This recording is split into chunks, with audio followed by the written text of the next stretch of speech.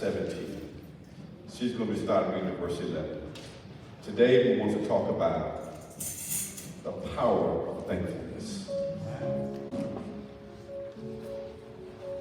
That's Luke chapter 17, verses 11 through 17. If you have it, please say amen. Amen. Now on his way to Jerusalem, Jesus traveled along the border between Samaria and Galilee. As he was going into a village, 10 men who had leprosy met him. They stood at a distance and called out in a loud voice, "Jesus, Master, have pity on us." When he saw them, he said, "Go show yourself to the priests." And as they went, they were cleansed.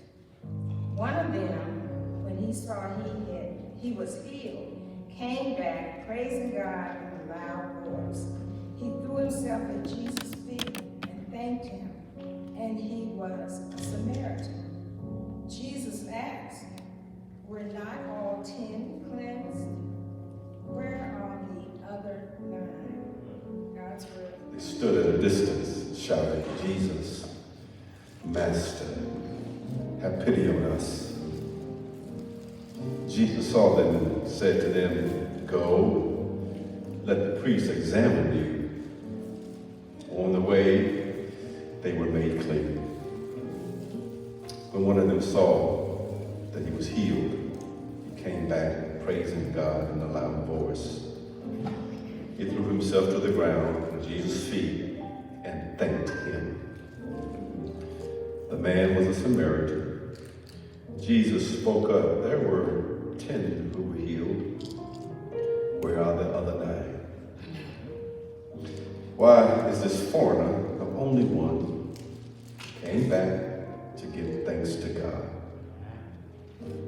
Jesus said to him, "Get up and go. Your faith has made you well." The power of gratefulness. The power of gratefulness. I know you've heard this story before. Jesus making his way to Jerusalem.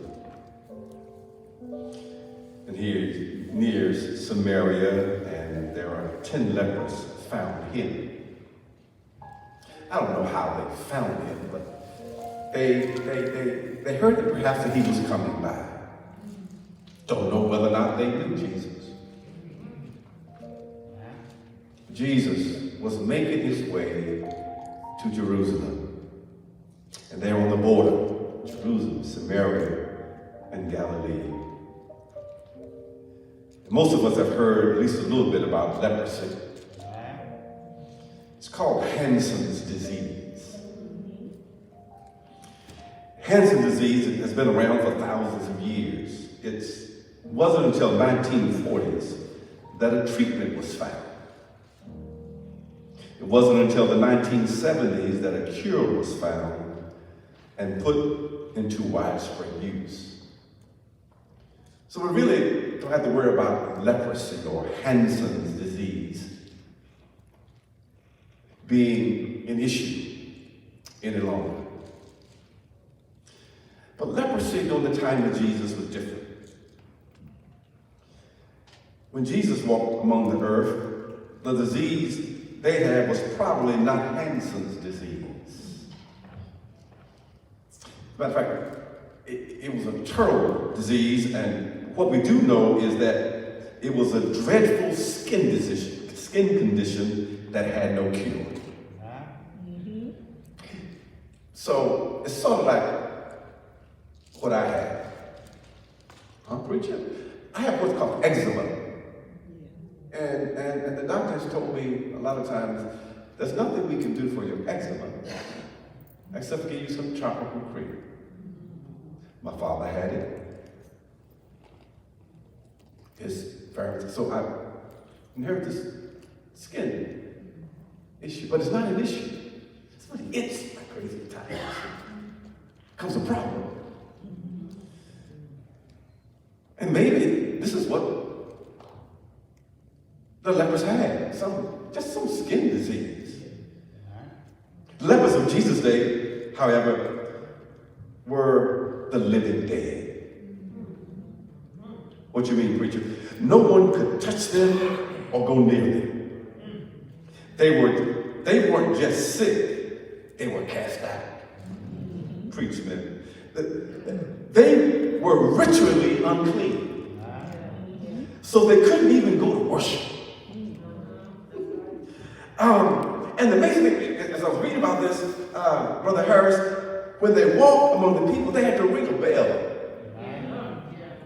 that says, unclean, unclean. It's like, one lady said, it's like your cat having a bell around his neck so that you could find him or her. They had a bell around the neck so that people could run away. Some of these people are the ones that Jesus encountered. In this passage of Luke and before us, Jesus is again at the border region, crossing boundaries and wondering where he probably shouldn't go. See, Jesus shouldn't be going that way either, because he's on the boundary. You're missing it. Jesus comes to the boundaries of our life, where the outcasts are. God goes where nobody else would even think about going. God goes somewhere else where nobody would even mention about how did it apply today? I don't know, but today in the boundaries, God would go to the projects, to the street corners. He would go to the boundaries where nobody else would go. He wouldn't go to the famous malls or the shopping centers. Perhaps he would just go to the corner convenience store where Pookie and them are.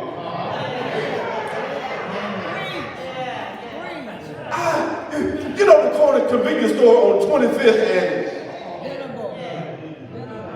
or somebody else said Venable? The corner convenience store where some of our cousins hang out. Come on now. Where nobody else would go. And when we drive by, put our foot on the gas and, oh Lord, don't let nobody stop me in the middle of the street. There's one block left there, my brother. 25th, there's one block. Everything else is all built up. You know, certain people walking their dogs that you haven't seen before. They're running the streets. But when you get to that one little block,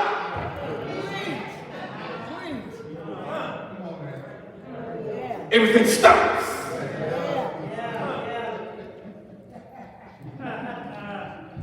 Jesus goes to the boundaries. Life.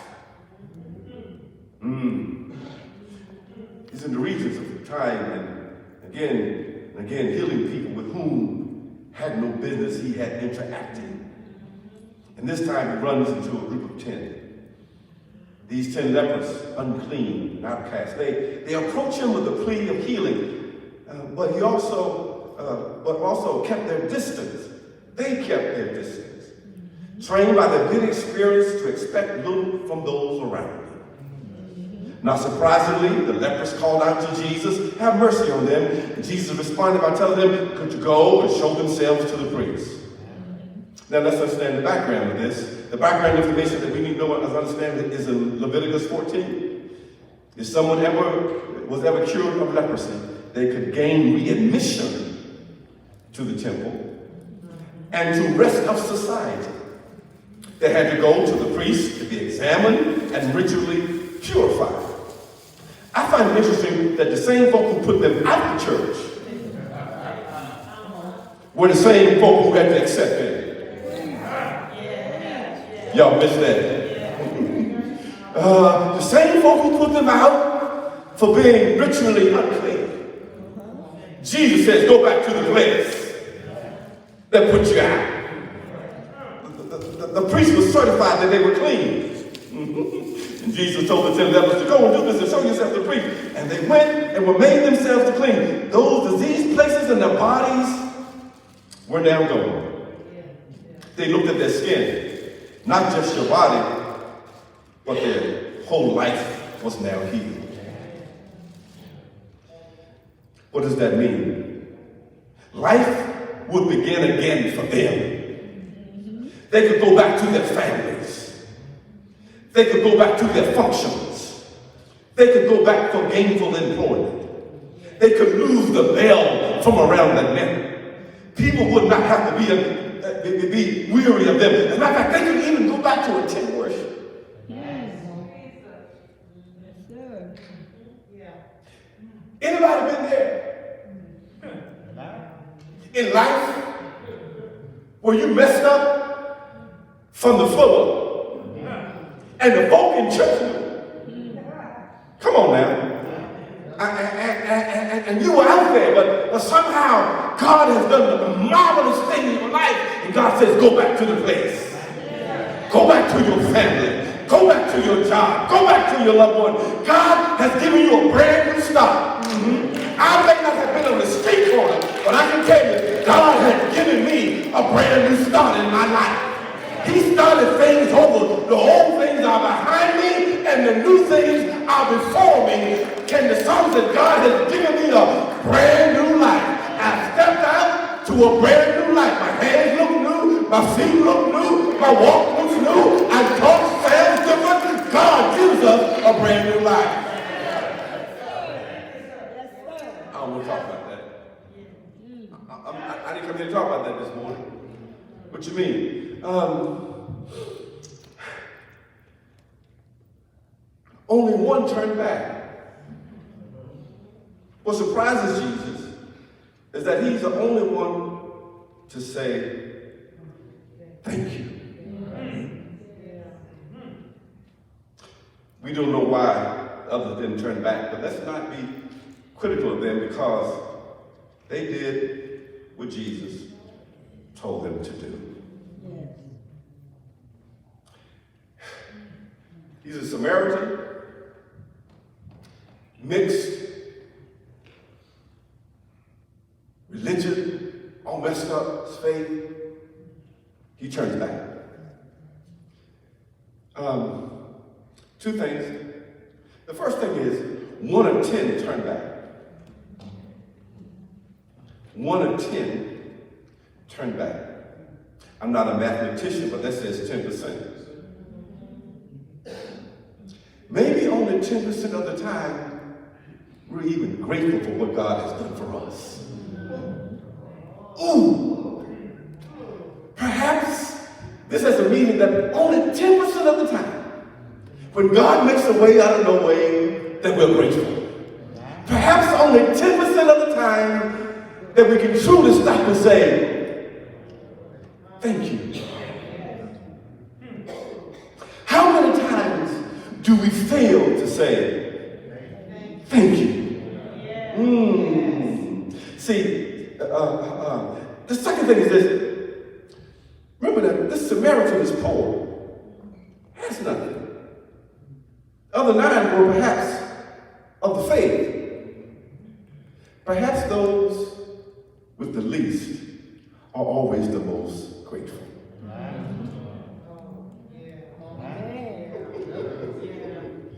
When you got everything, food on your table, roof over your head, got a fine car, everything's right, plenty of money in your pocket, you got the right shoes on, you got the right suit on, you got the right clothes on, you got the right job on, the stock market looking good for you even when the fall. You're not worried about gas prices. You just concerned about, I'm just living large. Perhaps those who are most thankful sometimes are those with the least.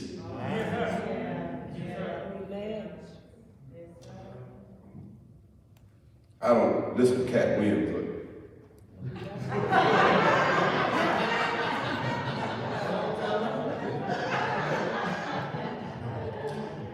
I heard that Cat Williams once said that the most spiritual people are those who are down in the dumps. Are those who have never been in a church. Y'all understand what I'm saying? if we remember where God has brought us from, we'll be most thankful. But I'm here to talk about the power of gratefulness. Thanksgiving is like, see, gratefulness, when it's genuine, is spontaneous, unprompted, unplanned, even involuntary. You recognize you've been blessed, and you can't help but sharing your joy through your gratefulness. What you did. The power of Thanksgiving comes when nobody has to prompt you to give thanks. Genuine gratefulness is like that. What do you mean? The genuine expression of gratitude cannot be commanded. Preachers shouldn't have to stand up and say, let everybody say, thank you. When you got the news that your cancer's in remission, it ought to be automatic. Thank you. I've got good news that you passed to the next level. Thank you. I've got good news you've been employed by our company. Thank you. I've got good news your bill's been paid in full for the next month. Thank you. I've got good news for you. Jesus paid it all. Thank you. I've got good news for you. The doors have been opened for you. That's been closed for you. Thank you. Nobody has to prompt you. You can just say thank you on your own. That's the power of gratefulness. It does not have to be prompted. Second thing, almost done. So the Samaritan turns back and gives thanks. He knows he's been given a gift and can't help but turning around to say something. You and I have been given a gift, and that gift is the gift of life today. And I want to say, thank you. Make it plain, preacher. When you woke me up this morning, thank you. When I was able to put one foot in front of the other, thank you. You put a roof over my head, thank you. You allowed the deaf angels to rise over last night. Thank you. I heard the news that my healing is on the way. Thank you. I used to be out there, but now, Lord, thank you. The headache I went to bed with last night is no longer here. Thank you. I woke up this morning, got a phone call. My child is doing fine. Thank you.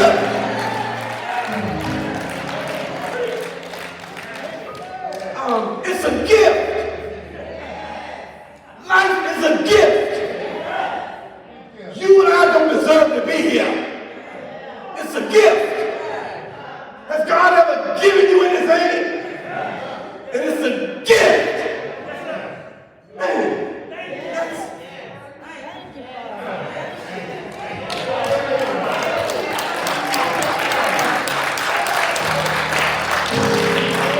it's a gift. I didn't have to pay for it. God took God's self and gave me this thing. Okay. I'm gonna get happy before I got the other 2 points in. Watch this. You and I have been given this gift. This gift is unprompted. When you say thank you, nobody should have to prompt you to give thanks. It's like my mama used to do when I was a little boy. Somebody give you something, and you run away without saying thank you. What she do? Stop you and say, go thank Miss Lena, go thank Miss Isabel for what they did for you. Nobody should have to do that because you're grown now. You should just stop and say, thank you. Okay. And in doing so, the power of gratefulness reminds us that we're blessed beyond blessing. What do you mean? And in doing so, the Samaritan receives a second gift. And he leaves an encounter with Jesus not only healed, but also blessed. He not only leaves healed, but he leaves blessed. Blessed in his own recognition of healing. Blessed in drawing into a deeper relationship with the one whom he thanks. Blessed and hearing himself commended for having great faith. He's blessed a second time. You see, being grateful allows and opens the door for second blessings. It's a blessing just to be healed. It's a blessing no longer to be sick. It's a blessing to have food on your table and a roof over your head. But you know how you're blessed again? When you say, thank you. That's why you ought to say grace before you eat the popsicle. Say grace before you eat the Hershey bar. Say grace around the meal. Say grace over the McDonald's. Say grace over the Burger King. Say grace even at the Popeyes chicken sandwich that cost too much. Thank you for what you've done.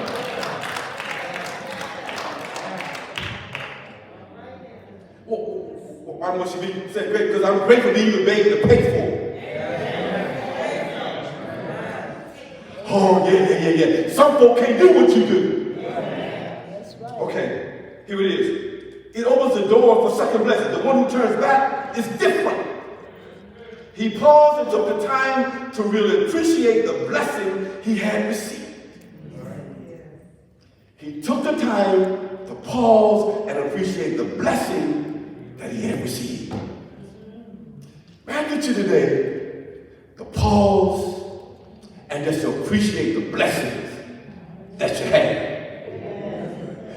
Sometimes we don't appreciate our relationships, our people. We don't appreciate our church. We don't appreciate our friends. We don't appreciate our jobs. We don't appreciate nothing. Unappreciative folk are the most difficult folk to get along with in the world. They have hard hearts and think they deserve everything. Okay, he went back to say thank you. He's blessed the second time. You might wonder about that. Blessed the second time? Wasn't he made well like others? Yes. But Jesus tells him, your faith has made you well. He doesn't mean well like your skin is all better. The Greek word in this case is sozo, and it means saved and whole.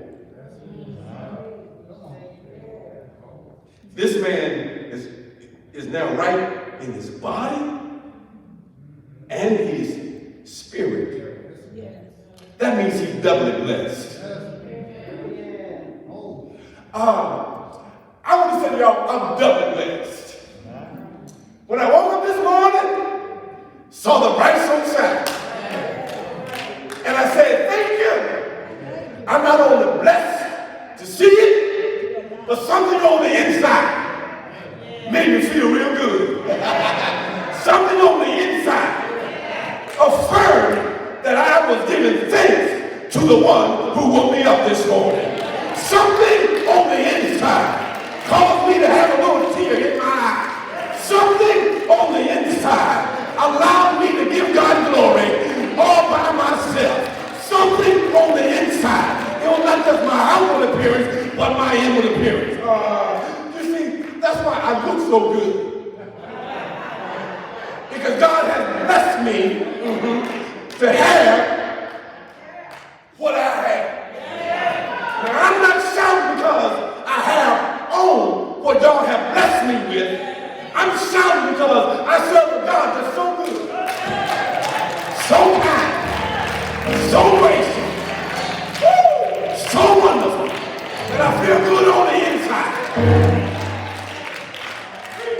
I'm doubly blessed. Okay, almost done. The power of gratefulness. It takes practice to be a grateful person. It takes practice to be a grateful person. If you don't practice it, you won't appreciate it. One way that I found to be helpful, this writer writes in a journal. She says, I write down the things that I'm grateful for every day. What are you grateful for today? I'm not talking about yesterday. I'm not talking about tomorrow. Maybe what we need to do is have a little journal that you need to write things in. Things that you're grateful for. Things that you know that God has blessed you with. Things that you can say thank you for. May I make a confession? Sometimes, or most of the times, I'm an insomniac. Each and every morning around 3 o'clock, I not only make my way to the restroom, but I make my way to the other room so I can go give God some glory and thanks. Because when I wake up in the morning, at 3 o'clock in the morning, and I look out my window, I gotta say, thank you. Thank you, God, for all the things that you've done for me. Count your blessings, name them one by one. See what God has done. When you ought to be able to say something about the goodness of God in your life. You ought to just have 5 things that you ought to be able to thank God for during the daytime. Lord, I thank you that I didn't go through the traffic light. Lord, I thank you that nobody didn't hit me. Lord, I thank you for the food on my table. Lord, I thank you for making a way out of no way. Write it down in a journal and be thankful. Practice what you're thankful for. Third or fourth, I don't know what it is.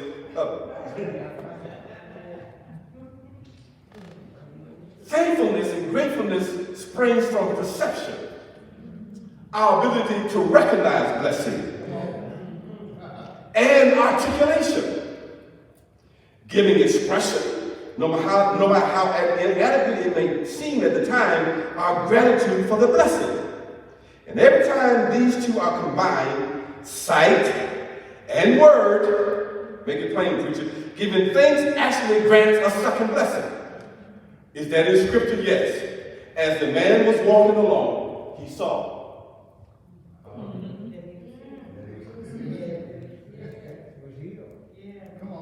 That he was healed. Sight to word. He saw that he was healed. Word, thank you. When you see what God is doing in your life, you ought to be grateful. Next, gratitude draws us out of ourselves into something larger, bigger, grander than would imagine, and join us in the front of blessing itself. But maybe, just maybe, gratitude is also the most powerful emotion, and it frees us from fear, releases us from anxiety, emboldens us to do more and dare more than we ever imagined. Another way to practice thank you is to share it with someone you know. And I'm not talking about in church. It's easy, church. It's a joke. Thank you. Yeah, thank you. I got a buddy. Calls me 3-4 times a week.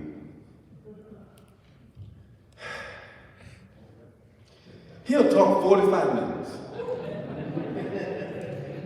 My wife said, "Who you talking to?" I said, "And." She said, "My Lord." "What is he talking about?" "Nothing." I said, he ain't talking about nothing. He said, "What? He always said, with Walter, let me tell you, man, how grateful I am."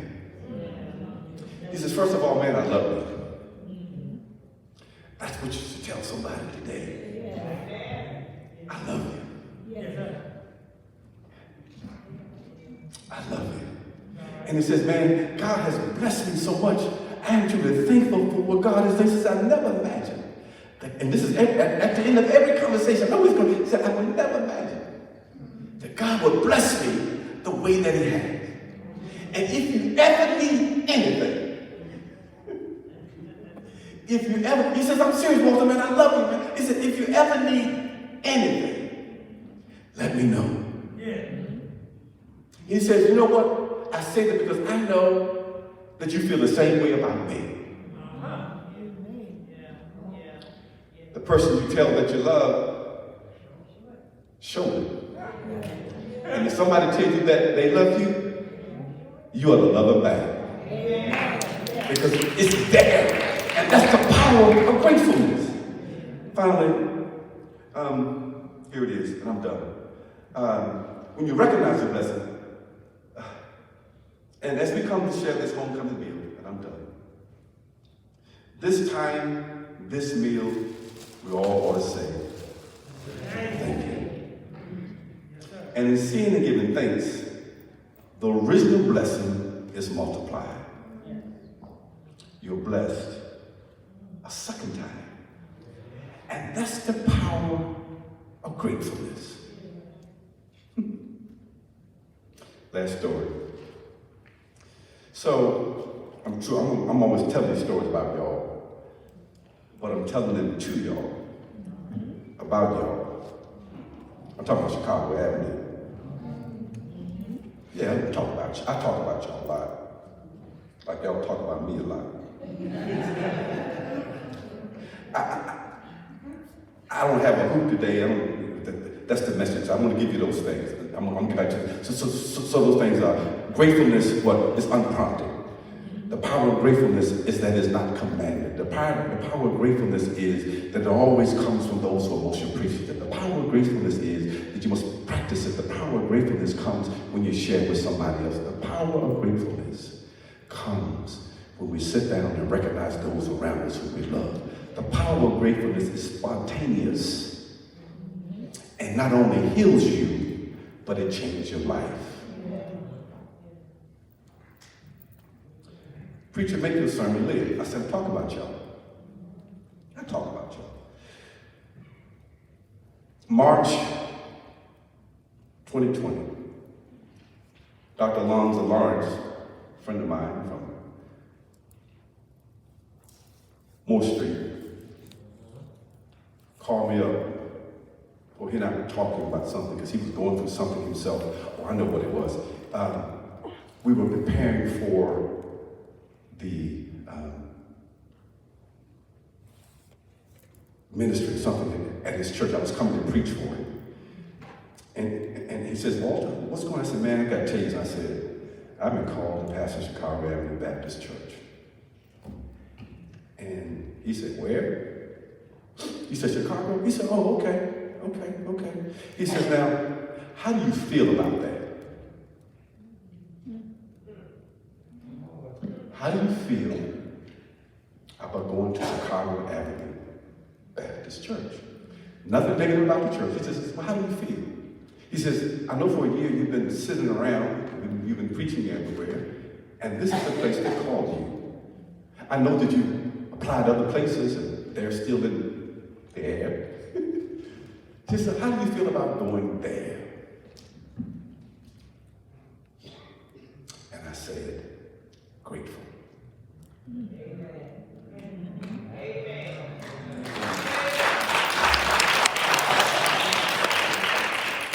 I got on my wife's nerves so bad. See, when you're grateful for something, you appreciate the people. They appreciate you. And love is abound.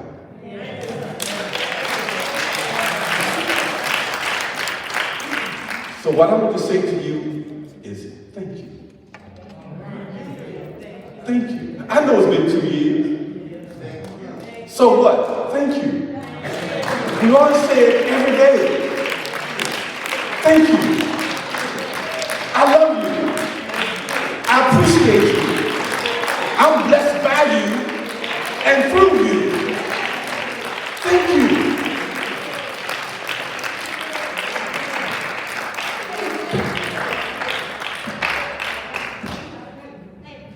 Man, and I say that because when you've been blessed, you ought to tell somebody. When you've been blessed, you ought to let the world